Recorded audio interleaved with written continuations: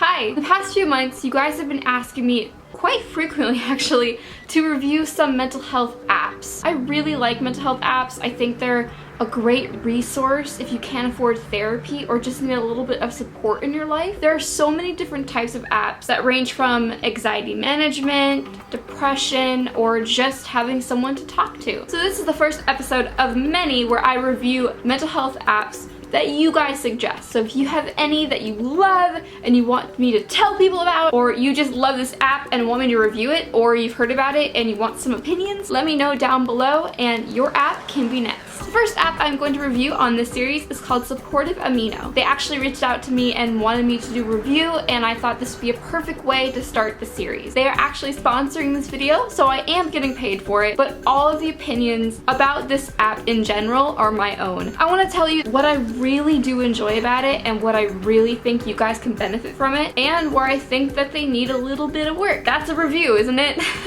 Hope you guys enjoy. So you've probably heard of the amino apps. There are so many different kinds. I actually found Disney Amino a while ago, and it's a community of people who love Disney. Well, Supportive Amino is just like that. Supportive Amino is for people who want support. Either you have a mental illness and you want someone else that relates to you, or you're just having a bad day and you want a community of people to talk to about it. That's where this app comes in handy. The whole feel of the app is a group of really supportive people. I found a lot of people who just like to talk about mental health and support and have very healthy conversations about it. So I really do like that about the app, where it is a very supportive group of people. The few things that I've been playing around with are blog posts. You can talk about anything you want. You can write a blog post on Supportive Amino about support, about an illness, about something you want to help support people on. One blog post that I found really helpful was called What to Expect When You Start Medication, and I felt like it was really well written. They do have a blog sense about it with this app, where if you're just interested in blog posts and learning about other people's experiences, this might be good for you. What I've been playing around lately is this whole feature where you can ask a question or you can do a poll. You guys know how I like conversation and I like to do polls and questions with you guys on Facebook and Twitter. I did a few and I got a lot of feedback and I was very surprised. Let's see what people have been saying on my posts, because I'm actually pretty curious. So you go to like Kristen, which is me, that's my library. I thought that'd be really cool. I don't know, my reputation is 16 now. Don't know how that happened. I wrote a post called I'm depressed. We all know that depression, or MDD, is a serious mental illness. Do you think that it is okay for the average person to say that they are depressed when they're just experiencing temporary sadness? A lot of people liked it, and you guys are all amazing. No, I get so annoyed and angry when people say that. No, I also hate it when people jokingly say that they're bipolar or OCD. It makes me want to strangle them. I hope you don't strangle them, but I get your frustration. I also have coping skills, and one person wrote, music always makes me feel relaxed. You guys should go on this post and tell me your favorite coping skill, because we know, like Kristen supporters,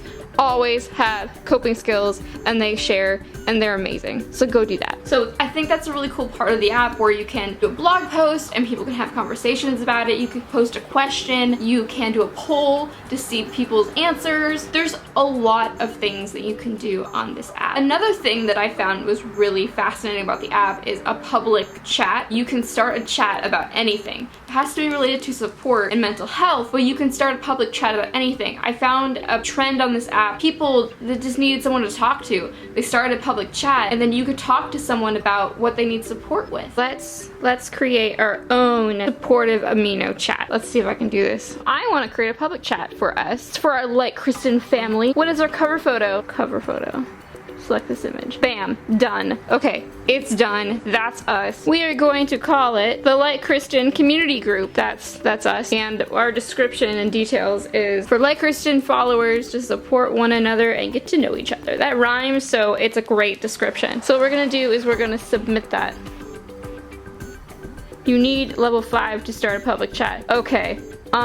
Did not know that. How do we get to level 5? What level am I on? Dude, like, I don't even know what level I'm on. It doesn't say. So, we learned something right now.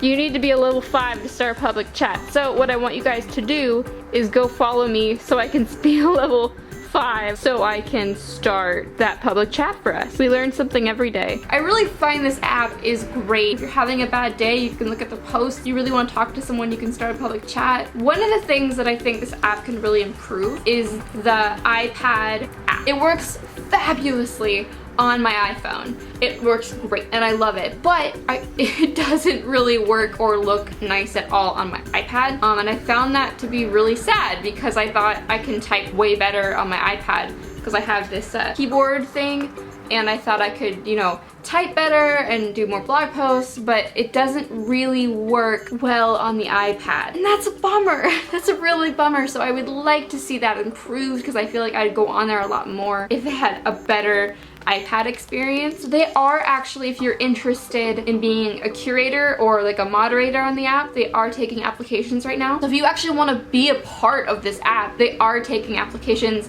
to be a moderator, to be a curator, and all you have to do is fill out an application and send it to them through email. I think that's a cool opportunity that someone is offering people to be a part of the app and to keep it safe. And I know you guys are supportive, and I know you guys know how to moderate because I see you guys in the comments. I think you guys are fabulous and supportive, and I have the best audience ever. Anyway, that is my review of the Supportive Amino app. The links for the iOS and Android download links are down below in the description. I will be on there. Please let me know down below the next mental health app you would like me to review. There are so many, and there's a lot that I already have on lockdown and I'm ready to talk about because I really love mental health apps, and I think they're really great for people and teenagers who just need a little bit of support away from therapy. I think mental health apps are great for self-care. So if you guys have any suggestions, please put them down below. I love you guys, and I'll see you guys next time. Bye guys!